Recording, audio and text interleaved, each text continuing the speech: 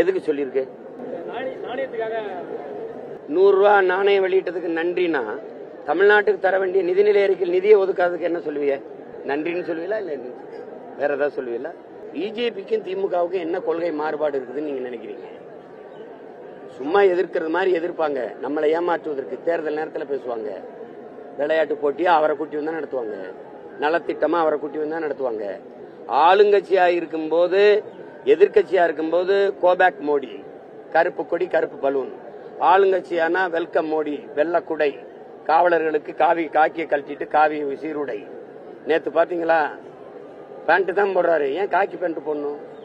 நீங்க திராவிட ஆட்சியாளர்கள், திராவிட மாடல் ஆட்சியாளர்கள், பெரியாரின் வழித்தோன்றர்கள், பெரியாரின் வழி நடந்தவர்கள், பகுத்தறிவு திலகங்கள். சரி, சனாதனத்தை வேற இருக்க வந்தவர்கள், சங் பரிவாரி கும்பலை விரட்ட வந்தவர்கள், பாசிசத்துக்கு எதிரானவர்கள். ஒவ்வொரு முறையும் ஆளுநர் ரவி அவர்கள் பெரியார் பல்கலைக்கழகத்தில் பங்கேற்கும் போது கருப்பு சட்டை அணிந்து வந்தவர்கள் சட்டையை கலட்டினாங்களா இல்லையா? இப்ப சட்டையை கலட்டினாலும் ஒருத்தன் கருப்பாவே இருக்கான்னா என்ன தீ வச்சு கொளுத்திடுவில்ல அவனை? இப்ப கருப்பா இருக்கிறது உங்களுக்கு பிடிக்காதுன்னா தலையில இருக்கிற முடியெல்லாம் மயிரெல்லாம் கருப்பா இருக்கல வலிச்சு விட்டுருவீங்களா? சொல்லுங்க. நீங்க ஆளுநரும் மொட்டை அடிச்சுட்டு வருவாரா?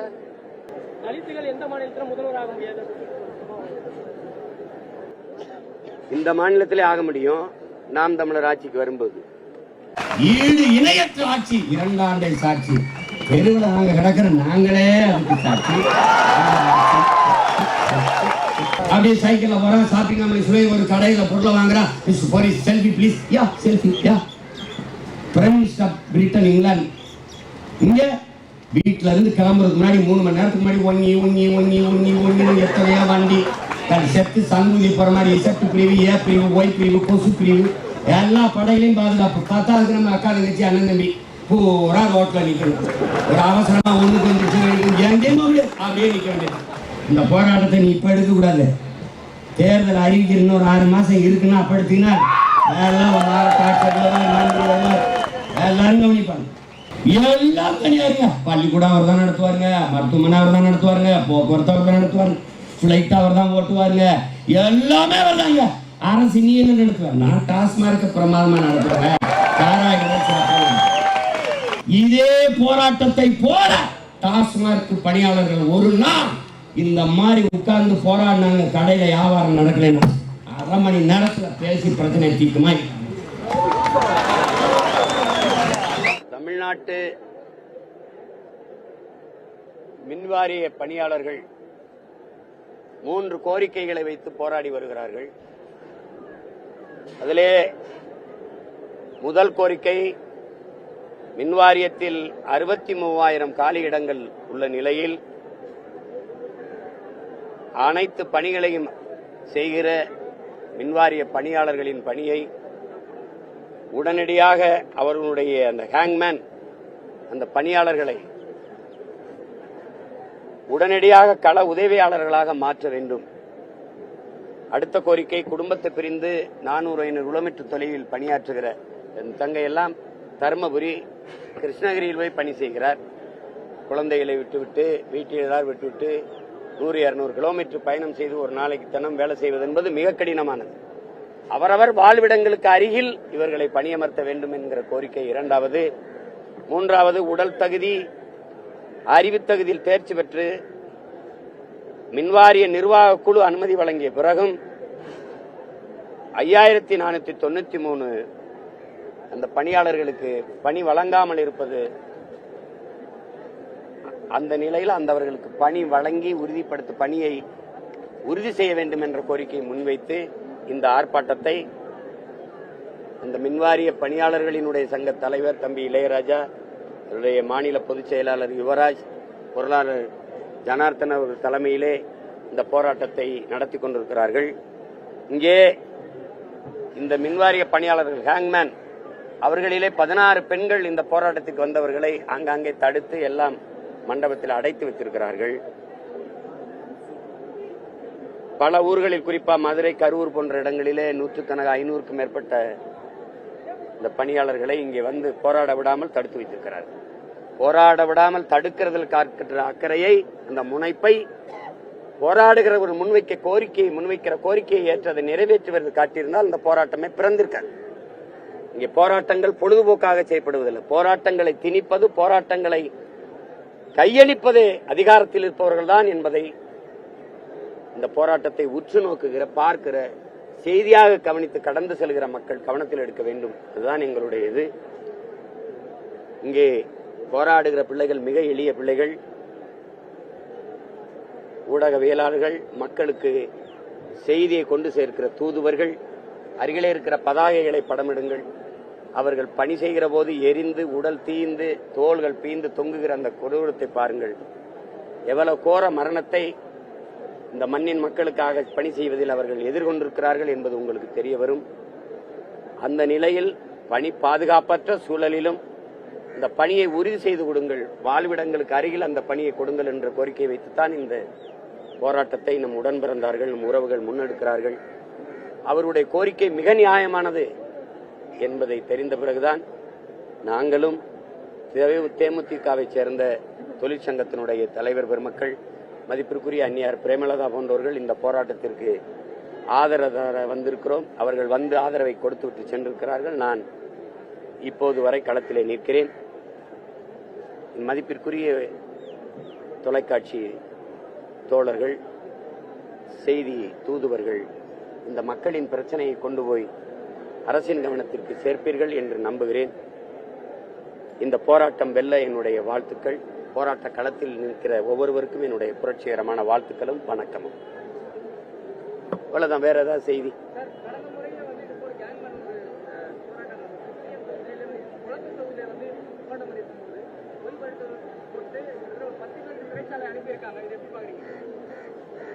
அது ஒன்றும் புதிது இல்லையே. போராடுகிற மக்களை பொய் வழக்கு போட்டு, இப்ப எங்க ராமநாதபுரத்தில் எங்க கட்சி பிள்ளைகள் மேல எல்லாம் வழக்கு, காவலர்கள் ஒவ்வொரு வீடா சென்று அச்சுறுத்துதல், தொடர் குற்றச்செயல்களில் நாங்கள் ஈடுபடுகிறோம் என்பதுதான்.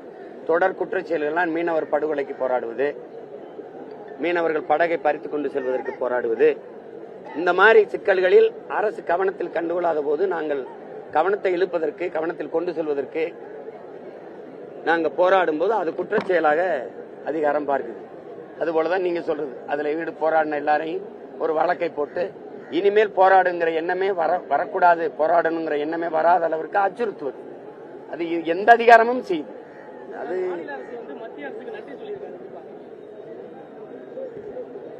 எதுக்கு சொல்லியிருக்கு? 100 ரூபாய் நாணயம் வெளியிட்டதுக்கு நன்றினா தமிழ்நாட்டுக்கு தர வேண்டிய நிதிநிலை அறிக்கையில் நிதியை ஒதுக்காததுக்கு என்ன சொல்லுவீங்க? நன்றின்னு சொல்லுவீங்களா இல்ல வேற ஏதாவது சொல்லுவீங்களா?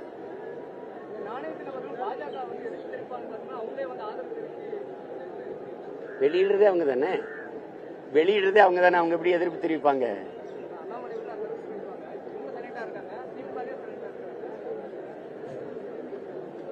பிஜேபிக்கும் திமுகவுக்கும் என்ன கொள்கை மாறுபாடு இருக்குதுன்னு நீங்க நினைக்கிறீங்க?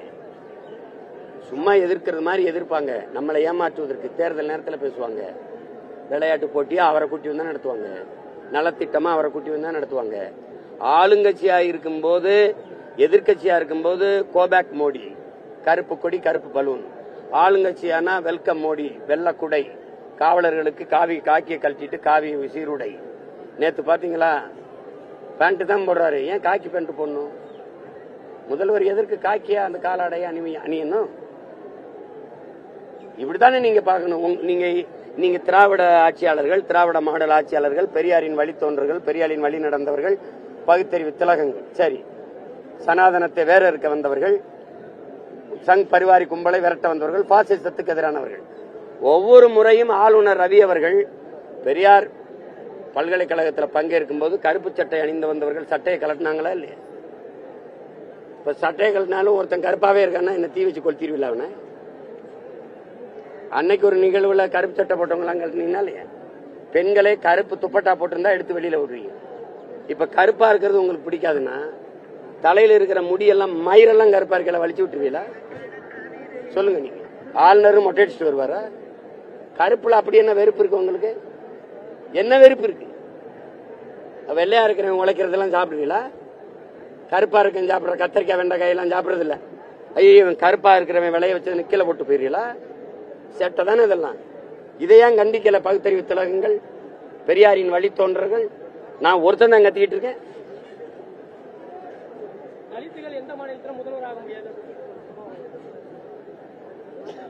இந்த மாநிலத்திலே ஆக முடியும், நாம் தமிழர் ஆட்சிக்கு வரும்போது. வேற ஏதாவது இருக்கா?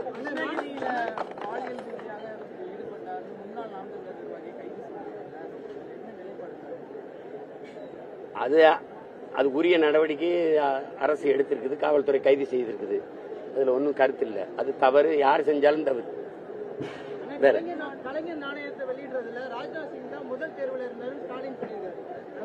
இல்ல அவர் இல்ல, ராஜ்நாத் சிங் இல்ல, அது நிதின் கட்காரி இருந்தாரு, இல்ல மோடி தான் இருந்தாரு, இல்ல அமித்ஷா தான் இருந்தாருன்னு சொல்லிடுவீங்களா என்ன? தம்பி என்ன கேளுங்க, நீங்க தானே கேள்வி கேட்டது. ராஜ்நாத் சிங் வந்துட்டாரு, வெளியிட வந்துட்டாரு. இல்ல ராஜ்நாத் சிங் இல்ல, என் தேர்வு அமித்ஷா தான், இல்ல நிதின் கட்காரி தான் சொல்லிடுவீங்களா என்ன? வந்துட்டாரு, அப்புறம் அவர் 2 வார்த்தை புகழ்ந்து பேசணும்ல. நானே வெளியிடுறதுக்கு நீங்க தான் தகுதியான ஆளு சொல்லிட்டு போக வேண்டியதானே தம்பி. இதான் தம்பி பாசிச எதிர்ப்பு. பாசிச எதிர்ப்பு 100 ரூபாய் காசு வெளியிட்டால் பள்ளி இழிப்பு. பாசிச எதிர்ப்பு இத போய் போராடும், ஆட்சியின் வரைவில் கொடுக்கும், செயல்பாட்டு வரைவில் நீங்க செய்து கொடுக்கணும் அப்படின்னு கோரிக்கை வைக்கும். இல்லைன்னா வந்து தீக்கும், அவ்வளவுதான். இப்ப கேட்கிற இடத்துல இருக்கேன், ஒரு நாள் தீக்கிற இடத்துக்கு வரணும்னு போராடுறேன், அவ்வளவுதான். தொடரக்கூடாதுன்னு நினைக்கிறேன், முற்று வைக்கணும்னு நினைக்கிறேன். அதனாலதான் மாண்புமிகு மின்துறை அமைச்சருக்கே இந்த கோரிக்கை, இந்த போராட்டத்தின் மூலம் நீங்க அந்த இதை வெட்டி அவருக்கு அனுப்புங்க. கோரிக்கை வச்சிருக்கிறார், தயவு செய்து செய்யுங்கன்னு செய்வாருன்னு நான் நம்புறேன். எதுக்கு செல்லா காசை போட்டு இவ்வளவு நேரம் பேசிக்கிறார்? 100 ரூபாய் நாணயத்தை வாங்கி கொண்டு, அந்த நாணயத்தை வாங்கி கொண்டா டாஸ்மார்க்ல கூட கூற ஒரு குவார்டர் வேணா கொடுக்க சொல்லுவோம். மின்சார வாரிய பணியாளர்கள்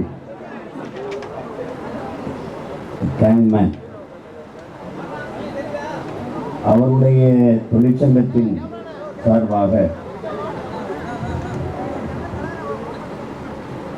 3 முதன்மை கோரிக்கைகளை முன்வைத்து தமிழ்நாட்டு அரசிற்கும் மின்வாரிய துறைக்கும் அதன் அமைச்சகத்திற்கும்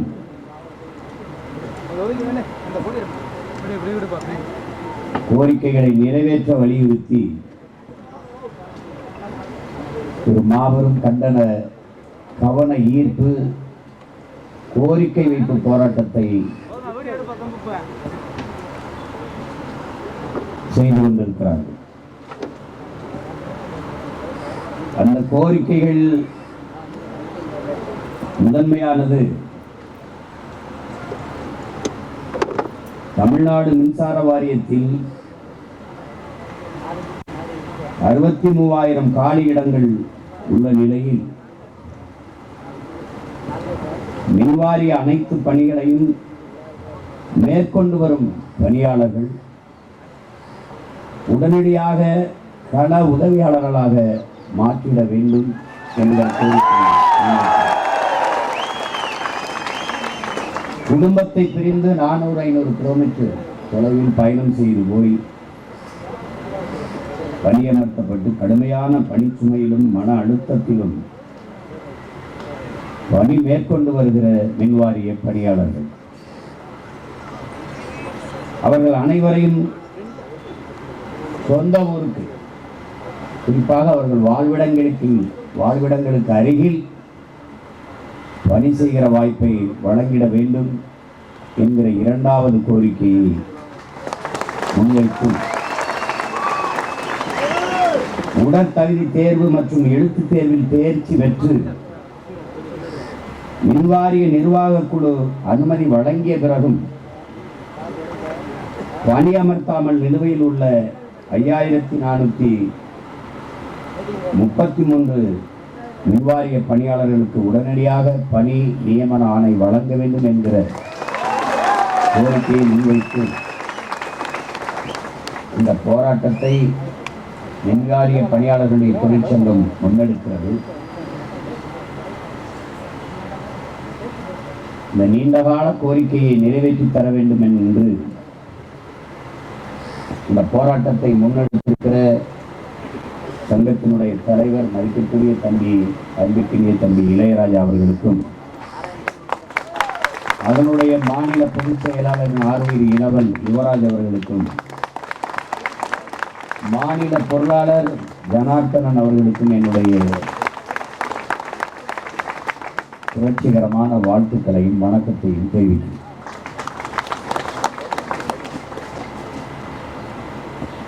உரிமைக்காக போராடுவதற்கு உணர்வெழுச்சியோடு இங்கே ஒன்று திரண்டு கூடியிருக்கிற என் உயிர்க்கினிய தொழிலாளர் தோழர்கள், என் உடன் பிறந்தார்கள், உங்கள் ஒவ்வொருவருக்கும் என்னுடைய அன்பும் புரட்சி வணக்கமும்.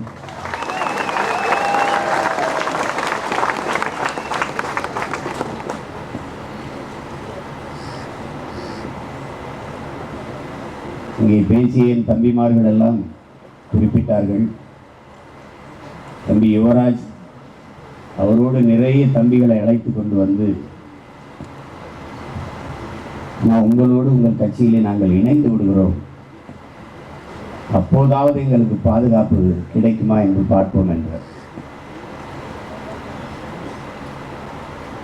இப்போது நான் சொன்னேன், நான் கட்சி வைத்திருக்கிறதே இந்த மண்ணின் மக்களின் நலனுக்காக, அவர்களுடைய வாழ்க்கையை பாதுகாக்கத்தான்.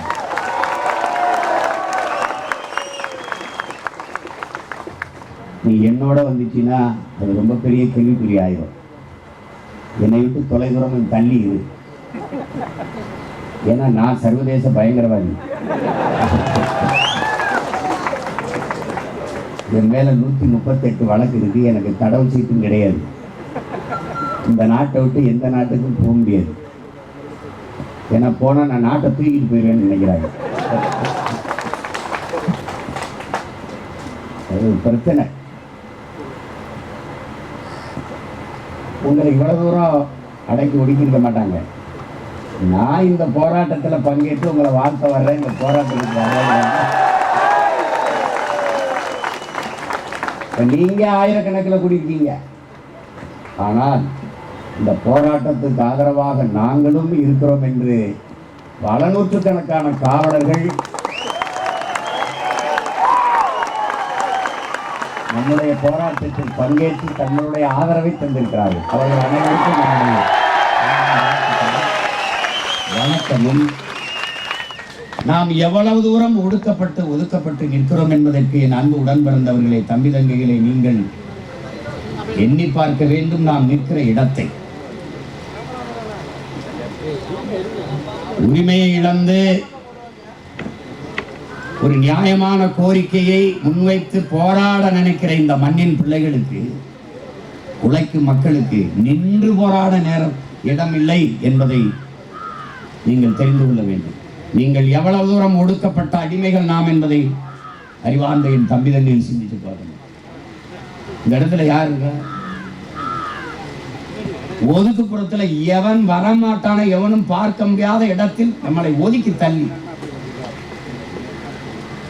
இந்த நகரத்தின் ஒட்டுமொத்த அழுக்கும் சேர்ந்து ஓடுகிற நாற்றம் எடுக்கிற நதிக்கரைக்கு பக்கத்திலே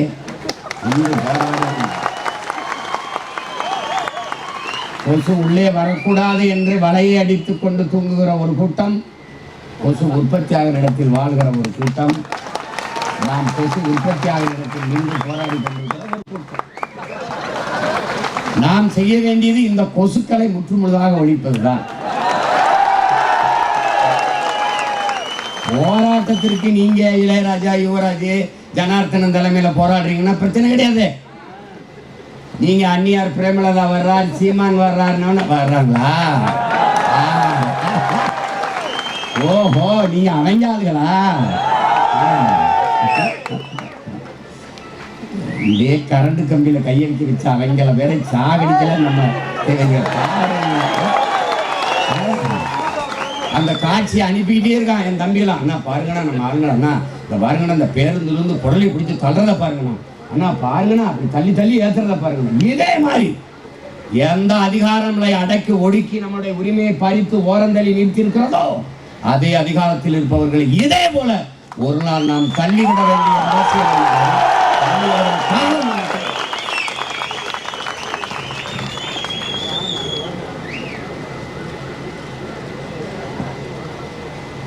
திரும்பி பார்க்கும்போது பதாகைகள் இருக்கிற மின்சாரம் தாக்கி இறந்து போன நம்முடைய உடன் பிறந்தார்கள் உடலை பார்க்கிற போது ஆடு மாடு கோழிகளுடைய தோலை உரித்தது போல ஒருவர் தோல் வீந்து தொடையோடு தொங்கி கொண்டிருக்கிறதை பார்க்கும்போது அதுக்கப்புறம் என்ன பேசுறதுக்கு இருக்கு? ஒன்றும் இல்லை.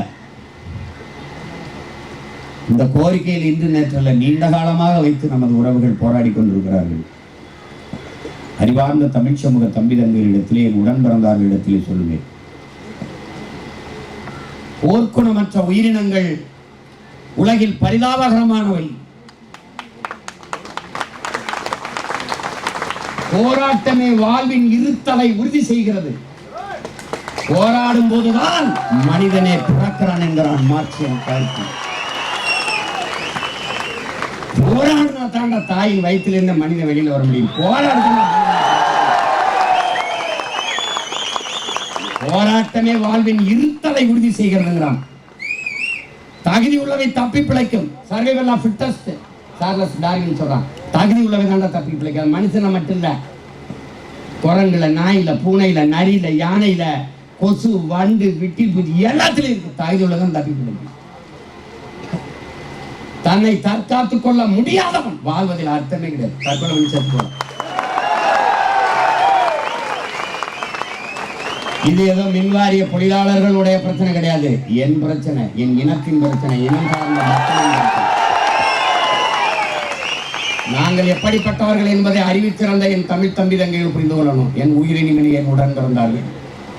இது மீனவன் பிரச்சனை, இது மாணவன் பிரச்சனை, இது விவசாயி பிரச்சனை, இது தானி ஓட்டுகிறவன் பிரச்சனை, போக்குவரத்து தொழிலாளர்களின் பிரச்சனை, மருத்துவ பெருமக்களின் பிரச்சனை, ஆசிரியர் பெருமக்கள், பேராசிரியர் பெருந்தகைகளின் பிரச்சனை, செவிலிய பெண்களின் பிரச்சனை, இது மின்சார பொறியாளர், மின்வாரிய பொறியாளர்களின் பிரச்சனை என்று புறந்தள்ளுபவர்கள் நாங்கள். இதில் எந்த பிரச்சனையும் என் இனத்தின் பிரச்சனை என்று பார்க்கிறவர்கள். மின்வாரிய பொறியாளர்களுக்கு பிரச்சனை என்றால் மின்வாரிய பொறியாளர்களே போராடி அதை தீர்த்துக் கொள்ள வேண்டும் என்கிற நிலை ஆபத்தானது. மருத்துவர்களுக்கு ஒரு சிக்கல் என்றால் அது மருத்துவர்களே போராடி தீர்க்க வேண்டும் என்பது ஆபத்தானது. விவசாயிகள் பிரச்சனை, போக்குவரத்து தொழிலாளர் பிரச்சனை, நாடெங்கிலும் பல்லாயிரக்கணக்கான மக்கள் போராட்டம் போராட்டம் போராட்டம் என்று வீதியில் வந்து போராடி கொண்டிருக்கிறார்கள். ஆனாலும் ஆட்சியாளர்கள் சொல்கிறார்கள், ஆகச் சிறந்த ஆட்சி, ஈடு இணையற்ற ஆட்சி, 2 ஆண்டை சாட்சி, தெருவில் நாங்க கிடக்கிற நாங்களே அதுக்கு சாட்சி.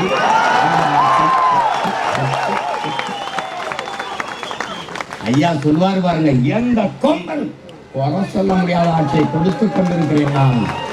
நாம குறையை தவிர எதுவும் சொல்ல முடியாத ஆட்சியை நீங்கள் செய்து 3 ஆண்டுகள்ல 3 முறை மின்கட்டணம் உயர்ந்து. எதிர்கட்சியா இருக்கும் போது கரண்டை தொட்டால் மட்டும் சாக்கடிப்பதில்லை, கரண்ட் பில்லை கேட்டாலே சாக்கடிக்கிறது. அதே சாக்குதாய் அப்ப ரொம்ப அடிக்கிறது.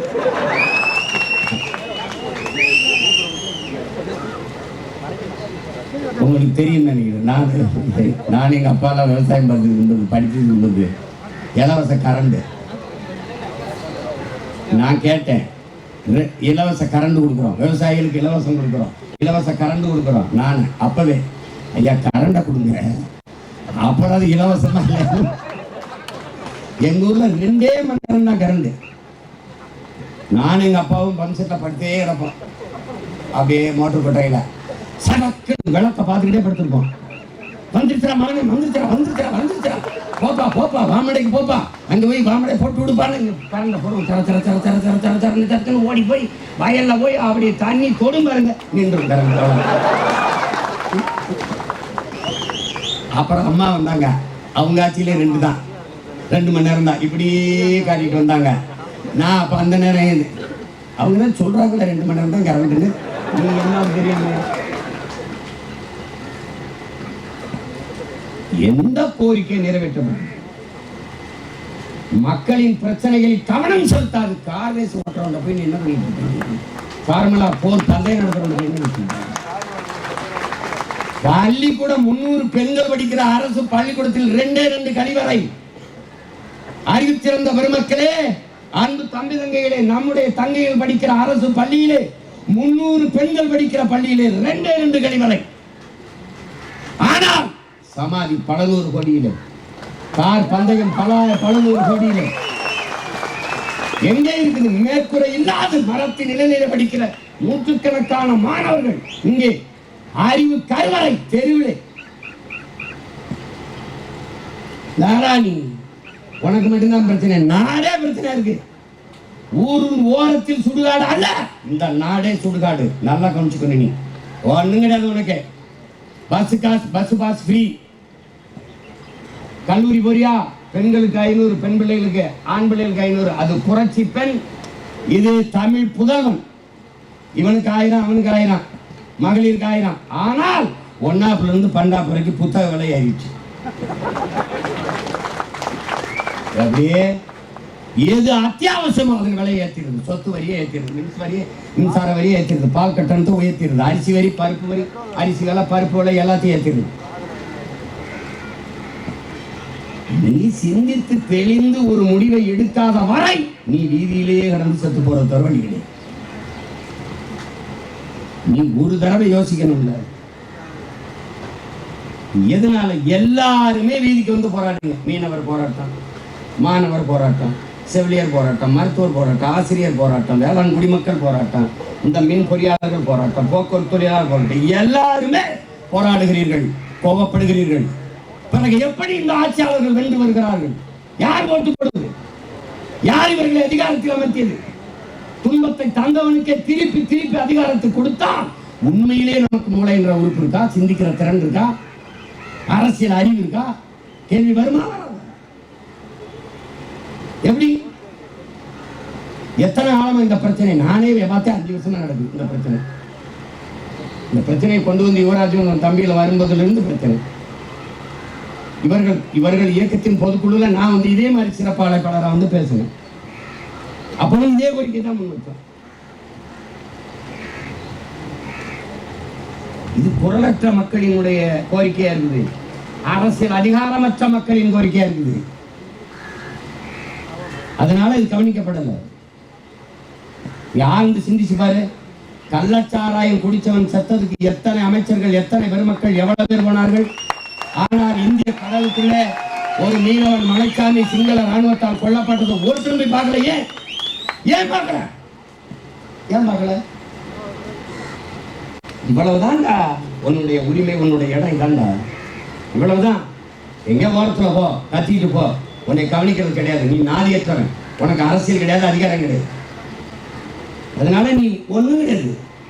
இதை உனக்கு முன்னாடி எனக்கு முன்னாடி அனுபவித்த ஒரு பேராசன் இருக்கான். அவன் என்ன சொல்றான்? எல்லா துன்ப கூட்டுகளுக்குமான சாவி ஆட்சி அதிகாரம் மட்டுமே. புரட்சியாளர் ஆனால் அம்பேத்கர் அவர்கள் அதை விட உனக்கு ஒரு பாடம் கிடையாது. அதிகாரம் மிக வலிமையானதுங்கிறார். அதை தேடி ஓடுறா புறா அப்படிங்கிற. இதே அதிகாரம் உனக்கு இருந்ததுன்னா இப்படியா இப்படியா புள்ள குட்டிகளோட கைப்புள்ளியோட வந்து வீதியில போடுறதுக்கு இது கேவலம். இது அரசு இல்ல, தரிசு. எத்தனாவது கோரிக்கை வச்சு போராட்டம் இருப்ப? உன் போராட்டத்தை உனக்கு எந்த துறையில் போராட்டம் இல்ல சொல்லு. எந்த துறையில போராட்டம் இல்ல சொல்லு. ஒண்ணு சொல்லு. அண்ணா இந்த துறை சரியா சொல்லு. டாஸ்மார்க் தவிர இந்த நாடு ஆட்சி ஏதாவது பாஸ்மார்க் சொல்லு. ஒண்ணு சொல்லு. சொல்லு. இங்கே நிக்கிற காவலர்களுக்கான கோரிக்கை ஏதாவது நிறைவேற்ற சொல்லு. ஏதாவது சொல்லு. ஒண்ணு கிடையாது. ஒண்ணு கிடையாது. இங்கிலாந்தின் பிரதமர் போலீஸ் சைக்கிள்ல போறான் பாராளுமன்றத்துக்கு. சிரிக்காத உண்மையிலே போறான். அப்படியே சைக்கிள்ல போறான். ஷாப்பிங் காம்ப்ளெக்ஸ்ல ஒரு கடையில பொருளை வாங்குறான். Mister police selfie please. Yeah selfie. Yeah prime minister Britain England. இங்க வீட்டுல இருந்து கிளம்புறதுக்கு முன்னாடி 3 மணி நேரத்துக்கு முன்னாடி ஒங்கி ஒங்கி ஒங்கி ஒங்கி ஒங்கி எத்தனையோ வண்டி செத்து சங்குதி போற மாதிரி செட்டு பிரிவு, ஏ பிரிவு, ஒய் பிரிவு, கொசு பிரிவு, எல்லா படையிலையும் பாதுகாப்பு. பார்த்தா அதுக்கு நம்ம அக்கா தங்கச்சி அண்ணன் தம்பி பூரா ரோட்ல நிக்கணும். ஒரு அவசரமா ஒண்ணுக்கு வந்து எங்கேயும் அப்படியே நிக்க வேண்டியது. அதுல எனக்கு ஒரு கடிதம் வருது. சிரிக்காதீங்க, சீரியஸை பாருங்க. 400 பேர் எனக்கு ஒரு கடிதம் வருது. என்னங்க பாதுகாப்பு பணியில் இருக்கிறாங்க.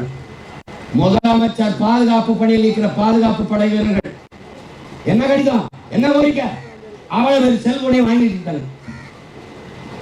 இப்ப முதலமைச்சர் இந்த வழியில் வந்துட்டு இருக்காரு பாரு, அங்க ஒரு பிரச்சனை எப்படி அவன் தகவல் கொடுப்பான்? ஏய், அறிவாளன் தமிழ் மக்கள் செஞ்சுட்டு பாரு, எப்படி கொடுப்பான்? அவனுக்கு ஒரு முடியல, உட முடியல, அவசரமா ஒருத்தருக்கு தகவல் கொடுக்கணும், எப்படி கொடுப்பான்? எப்படி கொடுப்பான்? வெயில ரொம்ப நேரம் நிற்கிறான், மயக்கம் வருது, வெயில ரொம்ப நேரம் நிற்கிறான், தண்ணி குடிக்க போகணும், எப்படி தகவல் கொடுப்பான்? போன வாங்கி வச்சுக்கிட்டீங்கன்னா என்னது கொடுமை? எப்படிப்பட்ட ஆட்சி வரப்பாரு? இப்படித்தான் நடக்குதா கேரளாவில்? பினராயி விஜயன் போகும்போது இப்படித்தானா? அன்னைக்கெல்லாம் பார்க்குற விட்டவழி பொட்டலில் தூத்துக்குடிக்கு போகும்போது பார்த்தா ஏர்போர்ட் வந்து நிற்கிறாங்க, யாரோ வர்றாங்க அமைச்சர், ஒரு தங்கச்சி, ரெண்டு தங்கச்சி, அங்கே ஒரு தங்கச்சி காட்டில், அங்கே ஒரு தங்கச்சி போலீஸ் நிற்குது. ஒரு தேல் கடிச்சிருச்சியா, ஒரு பாம்பு கடிச்சிருச்சியா, அவசரம்யா, எப்படி இருக்குதுல அந்த தங்கச்சி ஏன்னுற? அப்படி என்ன உன் உயிர் சக்கரையில் செஞ்சிருக்கு, எங்கள் உயிரெலாம் சாக்கடையில் செஞ்சிருக்கு, என்ன நீ ஓட்டு கட்டு வரும்போது இதே சற்று ஒய் பிரிவோட வரலைய, நீ சாதாரணமாக வந்து எங்களை கும்பிட்டு விழுந்திய. அன்னைக்கு ஆரத்தி தட்டு எடுக்கும் போது இதுல ஆட்சி தூக்கிருப்பான்னு கவலைப்படாம பக்கத்துல நின்னிய. இன்னைக்கு வந்து பக்கத்துல வரவே பயப்படுற கால கொடுமை. இதுல என் தம்பி சொல்ற மாதிரி இங்க பாருங்க, உங்களுக்கு தெரியாது நாடு எப்படிப்பட்ட நாட்டில் நான் வாழ்றேன் பாருங்க. நாட்டின் பிரதம அமைச்சர் ஐயா மோடி பேசுறாரு. எப்படி பேசுறார்? விடுதலை பெற்ற 70 ஆண்டு கால இந்தியா. இப்ப கூட 8 ஆண்டு ஆயிடுச்சு. அப்பவும் அவர் தான் பிரதமர், இப்பவும் அவர் தான் பிரதமர் அவர் தான். விடுதலை பெற்ற 70 ஆண்டு கால இந்தியா இன்னும் மின்சாரத்தை போய் சேராத பல ஆயிரம் கிராமங்கள். சொல்லிட்டு ஒரு 6 மாசத்துல பணம் செல்லாதுன்ட்டு செல்போன் டிரான்சாக்சன், மின்னணு பரிமாற்றம், கேஷ்லெஸ் எக்கனாமின்னு மின்னணு பரிமாற்றம், செல்போன் டிரான்சாக்சன். மின்சாரமும் இல்லாத கிராமத்தில் எப்படியா செல்போன் டிரான்சாக்சன் வருவான்?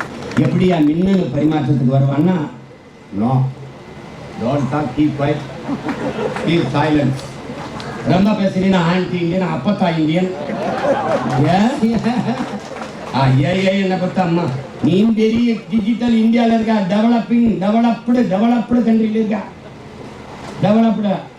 அங்கே அவன் உடம்புக்கு முடியலன்னு மனங்காட்டிலேருந்து நடத்துக்கு பக்கத்தில் ஊருக்கு ஹாஸ்பிட்டலுக்கு தூக்கிட்டு வர்றதுக்கு தொட்டி கட்டி முன்னாடி ஒருத்தன் கட்டையில் பின்னாடி ஒருத்தன் கட்டையை வச்சுக்கிட்டு தொட்டியை கட்டி தூக்கிட்டு வரதான் இறந்து வச்சு போம்பளம்ல. இன்னைக்கு பாரு செய்தி கேளு, டெவலப்பு.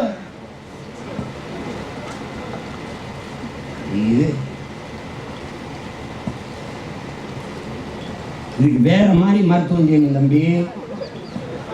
சிவாஜி படத்தில் அந்த டார்க் ரூமுக்குள்ள வாங்கன்னு சொன்னாங்க, அந்த வேலை செய்யணும், அந்த வேலை செய்யணும். வேலை செஞ்சு இந்த நம்ம ஜிம் பாய்ஸ்லாம் இருப்பான் பார்த்துருப்பேன், நல்லா அவனை குறுக்கு மருமா அப்படியே நடக்க விடணும். நடக்க விட்டு பச்சை மட்டையை நல்லா கருக்கோட செட் ஆயிடும். ஒரு பய காதல வாங்க மாட்டான். நீ நினச்சிக்கிட்டு இருக்க இந்த போராட்டத்தை நீ இப்போ எடுக்கக்கூடாது. தேர்தல் அறிவிக்கிற இன்னொரு 6 மாதம் இருக்குன்னா அப்போ எடுத்தீங்கன்னா எல்லாம் எல்லாரும் கவனிப்பாங்க.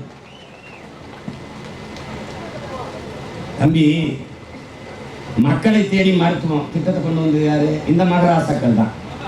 மக்களை தேடி மருத்துவராக இருந்ததுனால இங்கே இருந்தான், இதே மாதிரி போராட்டிட்டு இருந்தான். ஏன்னுங்கல்ல, எனக்கு சம்பளம் பற்றல, சம்பளமே வரல. எவ்வளவு சம்பளம்? மாதம் 5000. மக்களை தேடி மருத்துவ வேலை வாய்ப்பை பெருக்கி கொடுக்குற நாடு. படித்தவர்கள் 400 பேர் வாயில் காப்பாளர், வாட்ச்மேன் வேலைக்கு வந்து பார்த்தீங்கன்னாங்க, வாட்ச்மேன் வேலைக்கு. நாட்டில் வேலை வாய்ப்பை பெருக்கிறோம், நாங்கள் வளர்றோம், நாங்கள் முன்னேறோம். ஏதோ ஒன்று நடந்துச்சு கொடுமை. எல்லா துயரத்தையும் துடைக்கணும்னா ஒரு வழிதான் தம்பி இருக்கு, அதிகாரம் மக்களுக்கானது. இங்க அதிகாரம் எப்படி இருக்கு தெரியுமா? அதிகாரம் மக்களுக்கானது, நாட்டு மக்களுக்கு அல்ல, என் வீட்டு மக்களுக்கானது.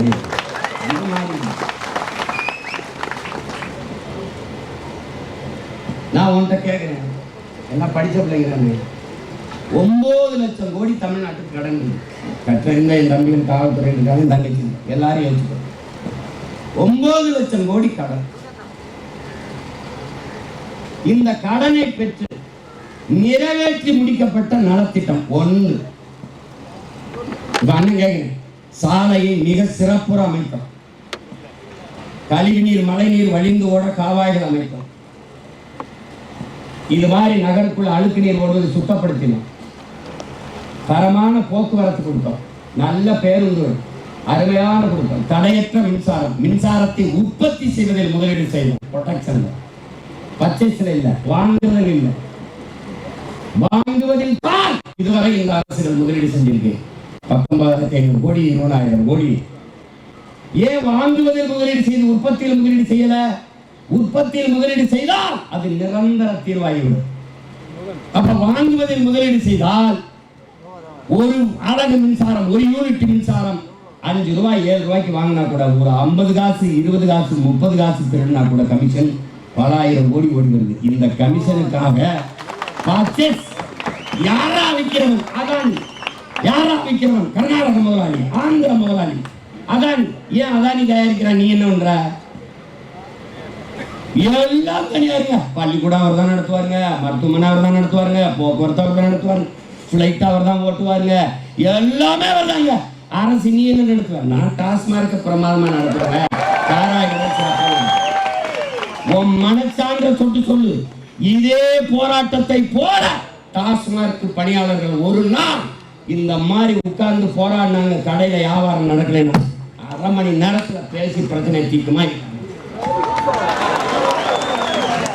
என்னடா நீ ஒரு நாடுன்னு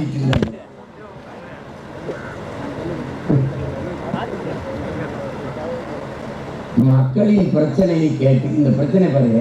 ஒரு அரசு பாருங்க, அரசு நீ நினைக்கிற போலீஸ் நம்மளை பார்த்து நீ அடிச்சு ஒடுக்கி போலீஸுக்கு பயப்படு. போலீஸ் அரசாங்கம் நமக்கு பயப்படுது. மொத்தமா கூடிட்டாங்கன்னா என்ன பண்றேன்னு தெரியாம தடுக்கிற, ராமநாதத்துல தடுக்கிற, மதுரையில தடுத்துரு. ஆனா அங்க தடுக்க ராத்திரி எனக்கு கொண்டு போட்டானே. ஆனா இந்த பாருங்க போராட்டத்துக்கு ஒரு எல்லாரையும் அடிச்சு இது பண்றாங்க. ஒரு மண்டபத்தை அடைக்கிறாங்க. அப்படியா? போடா, யார் அங்க இருக்கிற அதிகாரி? ஆனா போன வாங்க மாட்டாருங்க.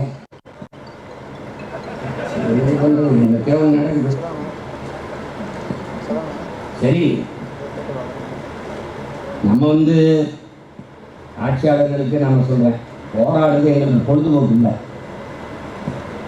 எங்கள் தலைவரை எங்களுக்கு கற்பித்ததா, மேலகு பிரபாகரன் அவர்கள் எங்களுக்கு கற்பித்தது. மற்றவர்களுக்கு வாழ்க்கையில் எப்போதாவது போராட்டங்கள் வருகிறது, நமக்கு வாழ்க்கையே போராட்டமாக மாறிவிட்டது. போராடினாலும் சாவோம், போராடாவிட்டாலும் சாவோம். ஆனால் போராடினால் ஒருவேளை வாழ்வதற்கு வாய்ப்பு இருக்கு. அதனால் போராடிவிட்டு சாவோம். நாங்கள் சாவதற்காக போராட்டக்களம் வந்தவர்கள் அல்ல, எங்கள் உரிமையை பெற்று சாதிப்பதற்காக இந்த களத்திற்கு வந்தவர்கள்.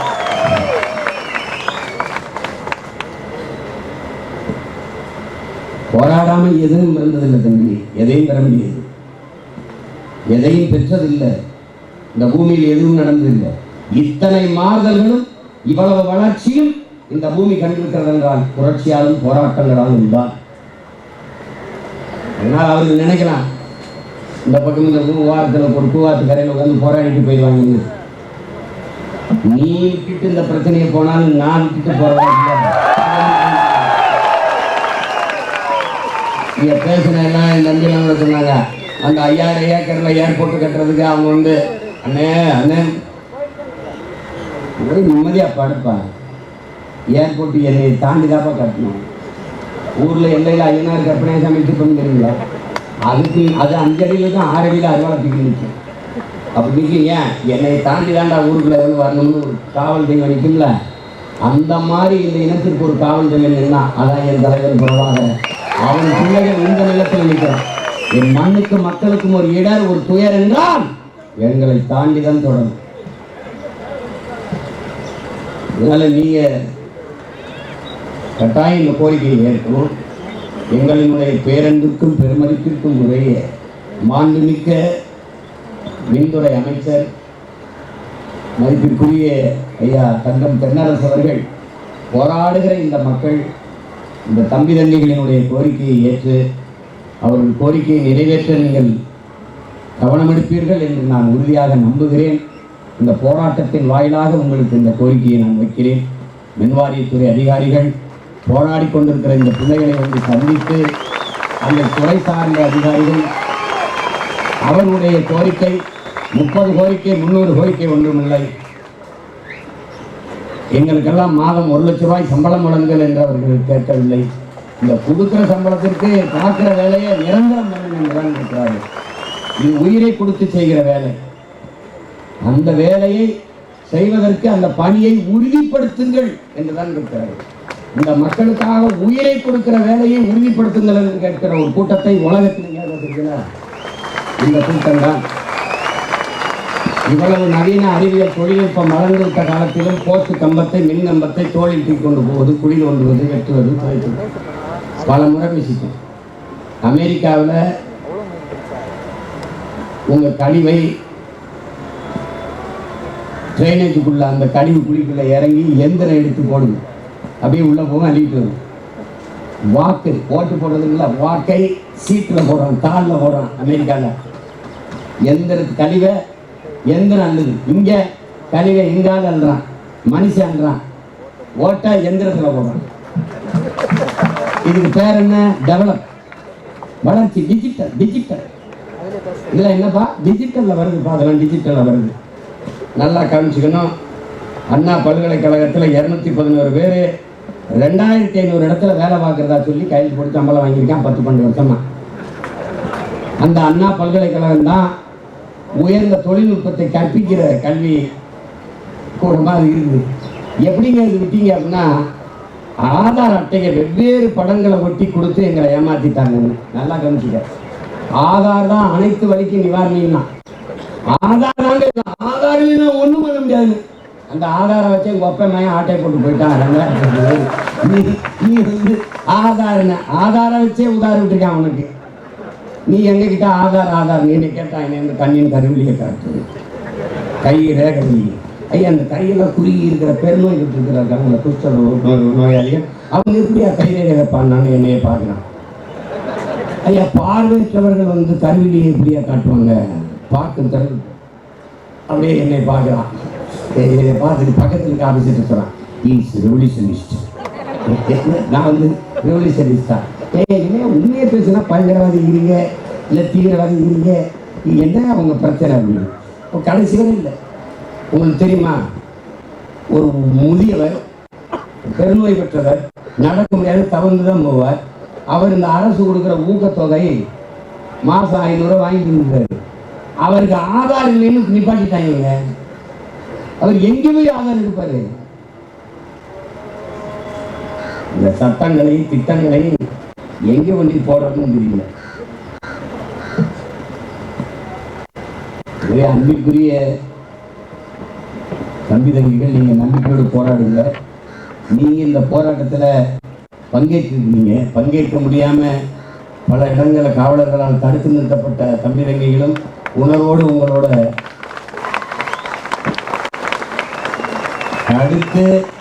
தடுத்து மண்டபத்தில் அடைக்க பல பேர் கூடியிருக்கீர்கள் என்றால்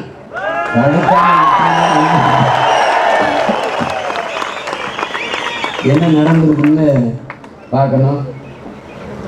மிக்க நம்ம தாத்தா காகித இல்லத்து மணிமண்டபத்துக்கு முன்னாடி இருந்து நம்ம இந்த போராட்டத்தை செய்கிறோம். தாத்தா ஒரு மிகப்பெரிய போராட்டக்காரர். அவருடைய பேர பிள்ளைகள் இன்றைக்கு அவர் விடுதலைக்கு போராடி, விடுதலை பெற்ற இந்தியாவில் மண்ணின் மக்களின் உரிமைக்கு போராடி, கடைசி அவர் பிள்ளைகள் நாமளும் போராடுற நிலைமையில தள்ளப்பட்டிருக்கோம். தாத்தா பார்த்துக்கிட்டு தான் இருக்காரு.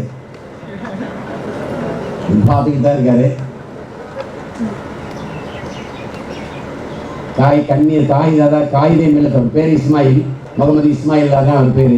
காயிதே மில்லத் என்றால் வழிகாட்டும் பேரொழி என்று அர்த்தம். நம்முடைய போராட்டத்திற்கும் தாத்தா ஒரு வழிகாட்டி பேரொழியாக இருந்தோம்.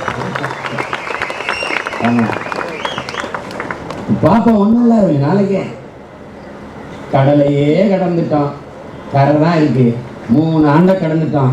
அதிகபட்சம் போனால் இன்னும் 17 மாதங்கள். நமக்கும் ஒரு காலம் வரும், அந்த காலத்தை நாம் உருவாக்குவோம். அன்னைக்கு எல்லாம் இந்த ஹேங்மேனுக்கு பணி நிரந்தரம் பண்ணாதவர்களே ஹேங் பண்ணுவோம். கவலைப்படாமல் இருக்க, நம்பிக்கை தான் முக்கியம். ஏன்னா இது இங்கே தற்சோர்வு அடைஞ்சிடாதீங்க. இது வெல்லுமா, நமக்கு யாரும் இல்லையா அப்படிலாம் நினைக்காதீங்க. ஒரு பிரதிநிதி தான் உங்களுக்காக குரல் கொடுக்க உங்கள் உடன் பிறந்தவனா இருக்கேன். இதை வந்துட்டாங்க அந்நியார் பிரேமலதா அவர் தொழிற்சங்கத்திலிருந்து ஐயா எல்லாரும் வந்துட்டாங்க. மக்களுக்காக மக்களை நேசிக்கிறவர்கள் எப்பவும் உங்க கூட இருப்பாங்க. நீங்கள் ஓட்டு போடுங்க, போடாமல் இருங்க, ஆதரிங்க, ஆதரிக்காமல் போங்க, அதை பற்றி கவலை கிடையாது. எங்கள் பிறவிக்கடன் மக்களுக்காக போராடுவது, அவர்கள் கூட நிற்பது. நாங்கள் உண்மையிலேயே மிகப்பெரிய பலசாலிகள். ஏன்? பலகீனமாக இருக்கிறவன், பலமற்று இருக்கிற மக்கள், குரலற்ற மக்கள், அவர்களுக்காக நிற்பவன் எவனோ அவன்தான் உலகத்திலே பலமானவன். எவனெல்லாம் அடிமை? நீ அடிமை இல்லை. யார் அடிமை? உரிமை இழந்து அடிமையாக உரிமை இழந்து நிற்கிறவனுக்காக பேசாதவன், பார்வையற்றவனுக்காக வழிகாட்டாதவன், பேச முடியாதவனுக்காக பேசாதவன் எல்லாம் அடிமைதான். உரிமைக்காக போராடுகிற உங்கள் கூட வந்து நிற்காத எல்லாரும் அடிமைகள் தான்.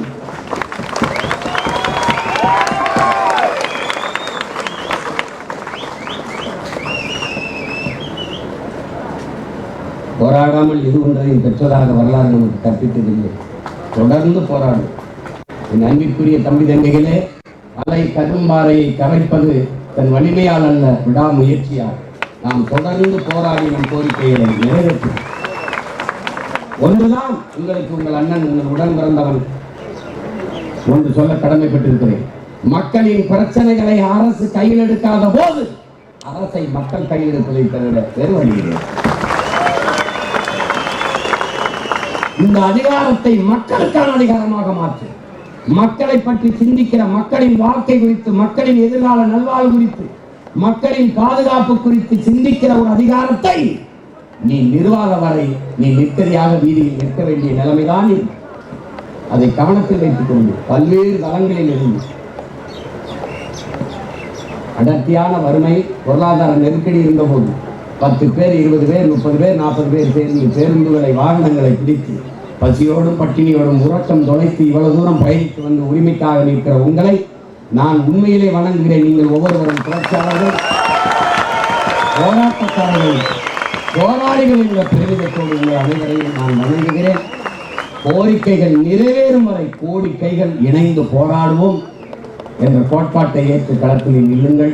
நீங்கள் நில்லுங்கள். உங்களுக்கு உங்கள் அருகிலே விழுகிற நிழல், நீங்கள் நடங்கள். உங்களை பின்தொடர்ந்து வருகிற நிழல் இந்த அண்ணன் என்பதை நீங்கள் கணக்கில் வைத்துக் கொண்டு களத்தில் நில்லுங்கள். தொடர்ச்சியாக நில்லுங்கள், வெல்லுங்கள். இந்த போராட்ட கோரிக்கைகள் வெல்லட்டும், அரசு கவனத்தில் எடுக்கட்டும். பெரும் மதிப்பிற்கும் பேரண்டிற்குரிய மின்துறை அமைச்சர் எங்களுடைய மதிப்பிற்குரிய ஐயா தங்கம் தென்னரசு அவர்கள் போராடுகிற இந்த எளிய பிள்ளைகளினுடைய கோரிக்கையை கேட்டு அதை நிறைவேற்றி கொடுக்க வேண்டும் என்று அன்போடு வேண்டுகிறேன். களத்தில் நிற்கிற என்னுடைய தமிழ் அனைவருக்கும் புரட்சிகரமான என் வாழ்த்துக்களும் வணக்கமும். புரட்சி எப்போதும் வெல்லும். உங்கள் போராட்ட வெற்றி அதை சொல்லும். நன்றி, வணக்கம்.